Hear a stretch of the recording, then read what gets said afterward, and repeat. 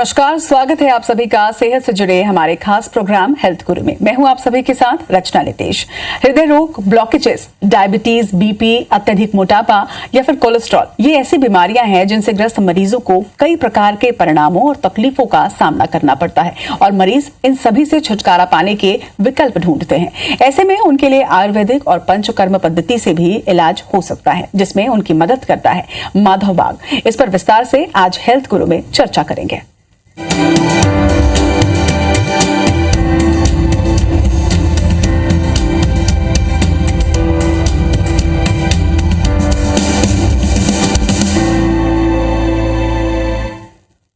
माधव बाग में आकर डायबिटीज को कैसे पंचकर्म और आयुर्वेद की मदद से खत्म किया जा सकता है, इस विषय में हमारा मार्गदर्शन करने के लिए आज हमारे साथ माधव बाग के विशेषज्ञ डॉक्टर रंजीत नारंग भोपाल से जुड़े हैं, जो कि माधव बाग के जोनल मेडिकल हेड भी हैं। डॉक्टर रंजीत नारंग, आपका बहुत बहुत स्वागत है हमारे शो में।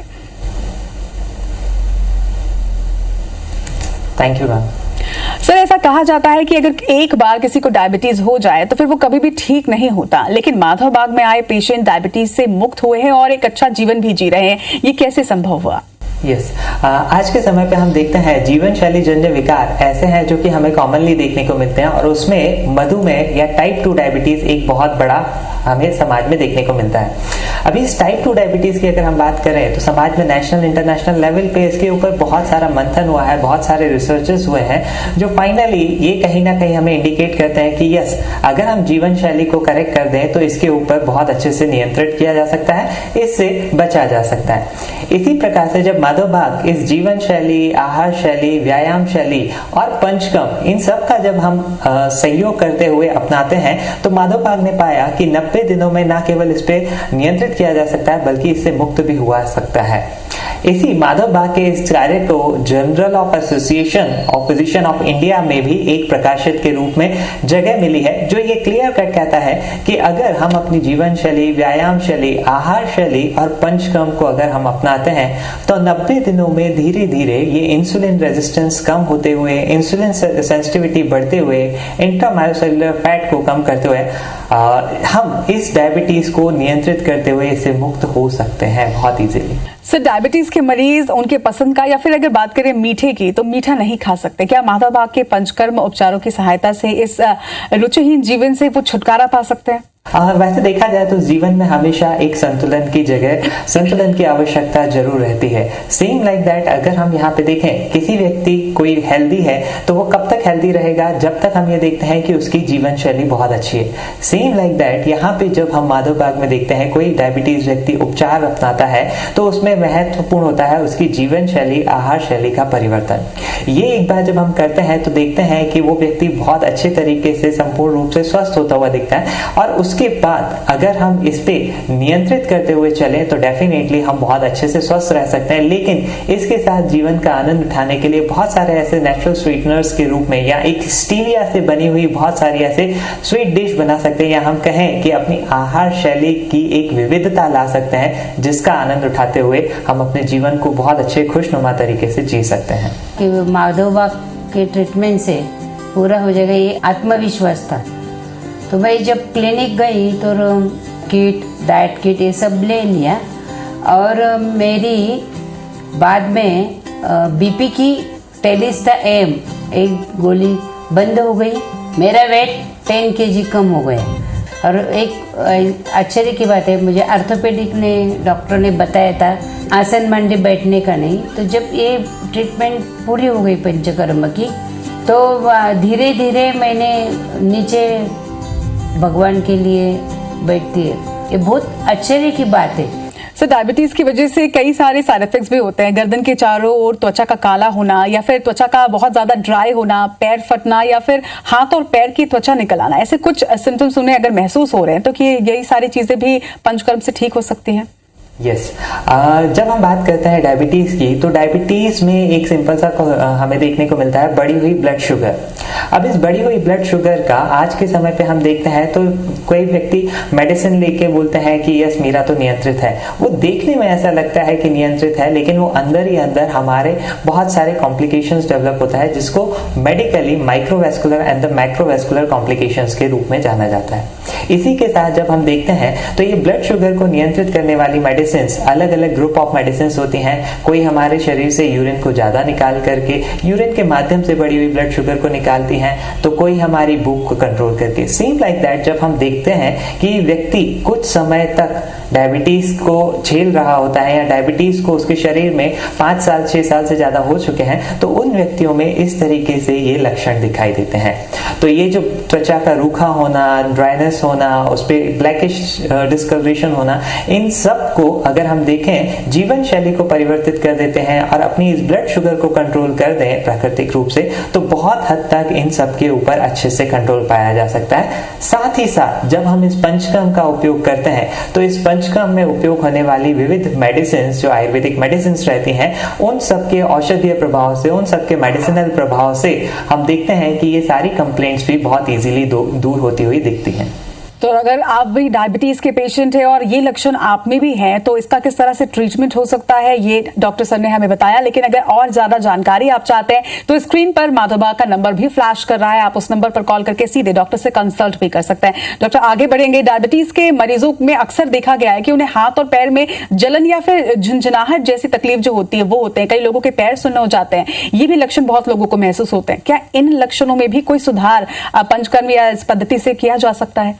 जैसा कि हम देखते हैं कि डायबिटीज व्यक्ति में माइक्रोवेस्कुलर एंड मैक्रोवेस्कुलर, जिसकी अभी हमने बात सुनी, तो इस तरीके से ये microvascular and macrovascular complications diabetic व्यक्ति को अंदर ही अंदर खोखला बना रहा होता है। मतलब अगर हम देखें कि HbA1c की अगर हम बात करें, जो 3 महीने का एवरेज ब्लड शुगर है वो हमारा 6.5 के अंदर है, that is a good control. मतलब अगर यहाँ पे एक रिसर्च ये कहती है कि किसी व्यक्ति का 1% भी HbA1c बढ़ा हुआ है, मतलब वो व्यक्ति एक सामान्य व्यक्ति की अपेक्षा 14 से 21% तक इस हृदय रोग और इस होने वाले माइक्रोवेस्कुलर कॉम्प्लिकेशंस के लिए ज्यादा जिम्मेदार है। तो कई बार हम देखते हैं व्यक्ति अपनी ब्लड शुगर को चेक नहीं करता या चेक भी कर रहा होता है तो उसके हिसाब से वो रेगुलर इंटरवल्स पे उसका ध्यान नहीं जाता या HbA1c की तरफ उसका बिल्कुल ध्यान नहीं रहता, और ये जीवन चलता रहता है और चलते चलते एक ऐसी कंडीशन दिखती है जहाँ पे ये कॉम्प्लिकेशंस के रूप में पैरों में जलन, झुंझुनाहट, दर्द, टिंगलिंग सेंसेशन।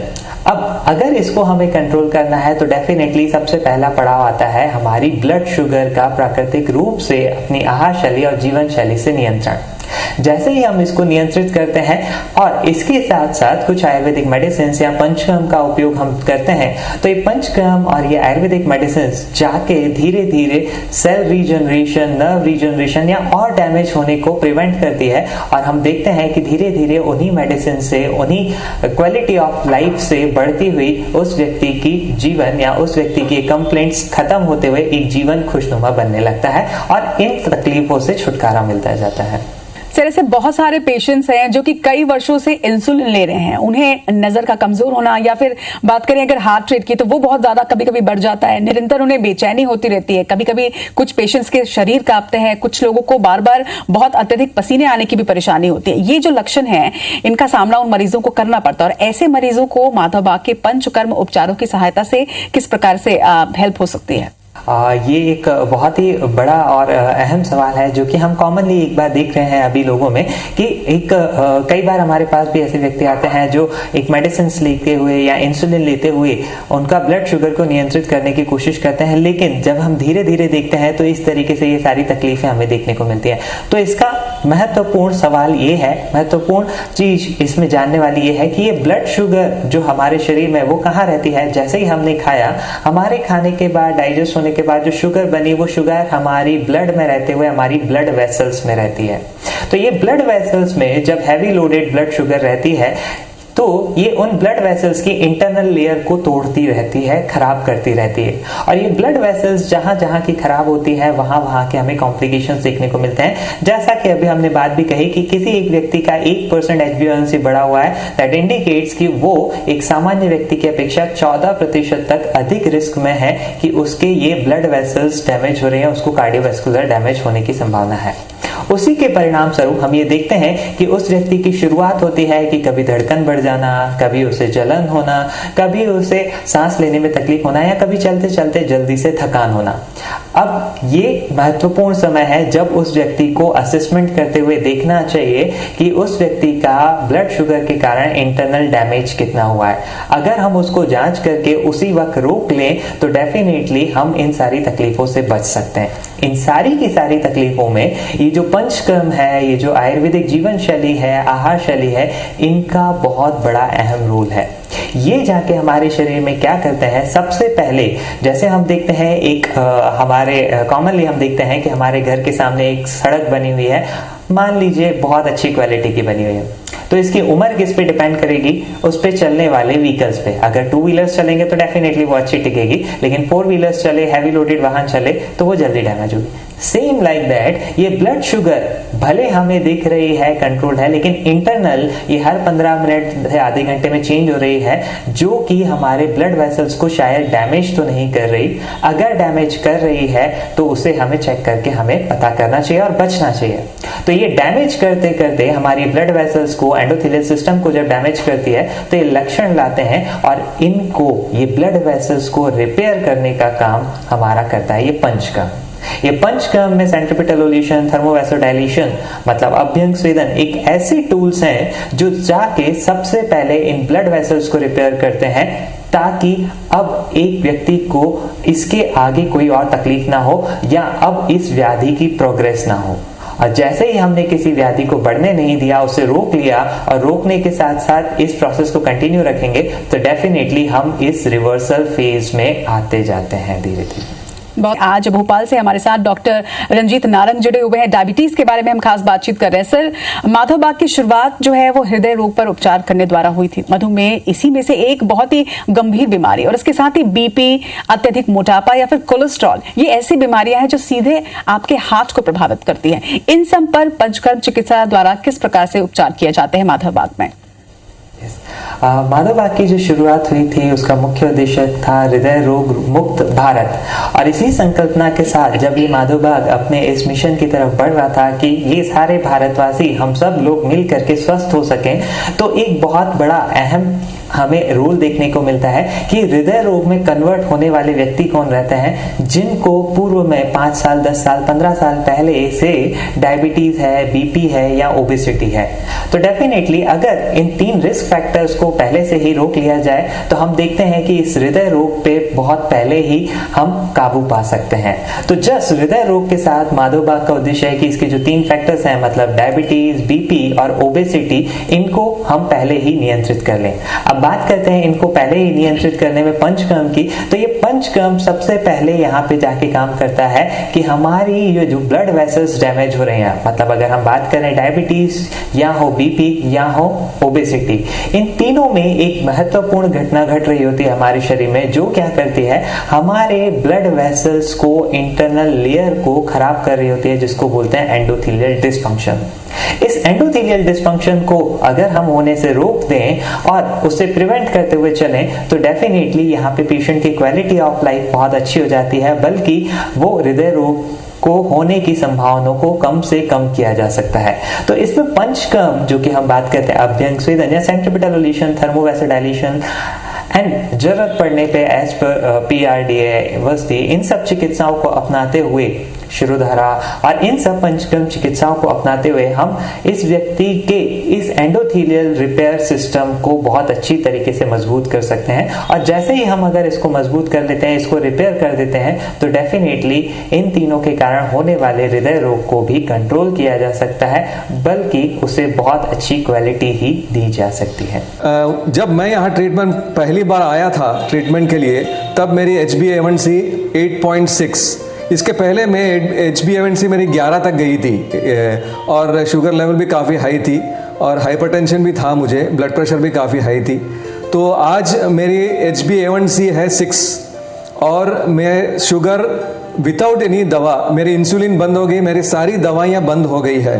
तो आज मैं गर्व से कह सकता हूँ कि यह माधव बाग से जो ट्रीटमेंट लिया हूँ मैंने, इससे मुझे काफ़ी फ़ायदे पहुँची है। मेरे सभी दोस्तों से मेरी यही प्रार्थना है कि आप लोगों को जो भी समस्या हो, आप लोग माधव बाग में आइए और अपने सेहत का जो ये है, जो इम्प्रूवमेंट है वो देखिए यहाँ पे। बिल्कुल डॉक्टर, माधव बाग में आए मरीजों की हेल्थ में भी काफी सुधार दिखा गया है। इसके बारे में बताएं कि आखिर ये संभव कैसे हुआ और अब तक कितने मरीजों ने लाभ लिया है। तो जब जैसे ही कोई भी व्यक्ति यहाँ माधव बाग किसी की क्लिनिक में आता है, तो ये माधव बाग क्लिनिक एक अकेले ना होते हुए एक संगठित टीम के रूप में कार्यरत हो जाती है, जो उस व्यक्ति को मैक्सिमम से मैक्सिमम जितना लाभ संभव है, जितना पॉसिबल है उतना हम दे पाए। और इसी में हमारा एक MIB टेक्निकल टूल भी बहुत मदद करता है। मतलब जब व्यक्ति किसी माधव बाग क्लिनिक पे आता है, तब वहां पे पंचकर्म चिकित्सा लेता है, लेकिन इसी के साथ जब वो घर पे जाते हैं तो उनके जो वाइटल्स रहते हैं, मतलब उन्होंने कभी BP लिया है, कभी पल्स लिया है, कभी ब्लड प्रेशर लिया है, उनकी मेडिसिन क्या चल रही हैं, इसके साथ साथ उस पर्टिकुलर व्यक्ति के हिसाब से उसके हाइट, वेट, BMI, उसकी क्षमताओं को देखते हुए उसके लिए क्या एक्सरसाइज होनी चाहिए, इन सब की नियंत्रित किया जाता है एक technical tool that is MIB pulse application. इस MIB पल्स एप्लीकेशन के द्वारा ना एक क्लिनिक पे बैठे हुए डॉक्टर बल्कि एक पूरी टीम उस व्यक्ति से कनेक्टेड रहती है, ताकि उस व्यक्ति के ऊपर कंट्रोल किया जा सके। मतलब उसके कुछ पैरामीटर्स, उसके कुछ चिकित्सा गाइडेंस है, उसको कुछ आहार में गाइडेंस है, उसकी कुछ व्यायाम में गाइडेंस है, ताकि बेहतर से बेहतर सुधार करते हुए हम उसकी सेहत को अच्छा बना सकें। डॉक्टर, डायबिटीज, हार्ट डिजीज और BP जैसी बीमारियों पर बिना शल्य क्रिया उपचार हो सकते हैं। ऐसी सभी बीमारियों पर मात करना संभव है, ये बात बहुत सारे लोग नहीं जानते, किसी को पता नहीं है। इस संबंध में यदि अवेयरनेस लानी हो तो आप क्या करते हैं? यस, माधव बाग का जैसे कि मिशन है हृदय रोग मुक्त भारत। अभी इस हृदय रोग मुक्त भारत की तरफ जब हम बढ़ते हैं तो ये जीवन शैली, आहार शैली बहुत ही एक इम्पॉर्टेंट फैक्टर है, जो कि हम कॉमनली नहीं जानते। सिंपल सा जस्ट अगर मैं यहाँ पे कहना चाहूँ कि हम दिन भर में तेल कितना यूज करते हैं, तो WHO वर्ल्ड हेल्थ ऑर्गेनाइजेशन क्या कहता है कि एक औसत व्यक्ति के लिए कितना यूज होना चाहिए, 10 ml से लेके 15 ml मैक्सिमम। अगर एक उदाहरण के तौर पे मान भी लें कि एक 4 व्यक्तियों का औसत परिवार है, एक व्यक्ति को अगर 10 ml लग रहा है एक दिन में, तो 4 व्यक्तियों के लिए 40 ml, यानी 30 दिन की हम कैलकुलेशन करें तो कितना आता है, 1.25 लीटर के आसपास। जबकि हम सभी के घरों में कितना वो तेल यूज होता है, शायद कहीं पे 5 लीटर, कहीं पे 10 लीटर के आसपास भी घरों में यूज हो रहा है। तो इस तरीके से ये छोटी से छोटी लेके बड़ी से बड़ी बहुत सारी ऐसी बातें हैं जो शायद जन सामान्य को नहीं पता रहती हैं। अगर वो जान ले तो डेफिनेटली हम इनको प्रिवेंट कर सकते हैं। और इसी के लिए माधव बाग डिफरेंट इवेंट्स ऑर्गेनाइज, वर्कशॉप करता है, ताकि ये लोगों को, जन साधारण को, जन सामान्य को पहले से पहले पता चले और ना केवल प्रिवेंट हो, लेकिन अगर किसी व्यक्ति को कोई तकलीफें हैं तो वो जल्दी से जल्दी चेकअप करवाते हुए इसका उचित समय पे समाधान ले ले, ताकि हमें इस व्याधि को होने से पहले ही रोका जा सके। क्यों? क्योंकि जैसे कहते हैं prevention is always better than cure. So अगर हम इन सब चीजों को पहले से ही रोक ले तो जो विश्व स्वास्थ्य संगठन का कहना है कि भारत हृदय रोग की कैपिटल बन रहा है, उसको बनने से रोका जा सकता है। और इसी को रोकने के लिए डायबिटीज मुक्त अभियान, डायबिटीज मुक्त मध्य प्रदेश, हृदय रोग मुक्त भारत, इस तरीके के अभियान के तहत हम लोग ये कंटिन्यू डिफरेंट एक्टिविटीज के माध्यम से, वर्कशॉप के माध्यम से, जन सामान्य में लेक्चर्स के माध्यम से लोगों को अवेयर कर रहे हैं, ताकि वो स्वस्थ बने रहें, वो और उनके साथ समाज। अगर ये स्वस्थ रहा तो डेफिनेटली हमारा भारत स्वस्थ रहने वाला है और हेल्दी रहने वाला है। बिल्कुल, उम्मीद करते हैं कि आपने आज जिस तरह से एक अच्छे एग्जाम्पल्स के साथ आज इस चर्चा को आगे बढ़ाया और समझाया, उससे काफी लोग अवेयर होंगे और अपनी लाइफस्टाइल पर भी ध्यान देंगे। इस चर्चा में आज हमारे साथ जुड़ने के लिए आपका बहुत बहुत शुक्रिया doctor Ranjit Narang. Thank you ma'am, thank you.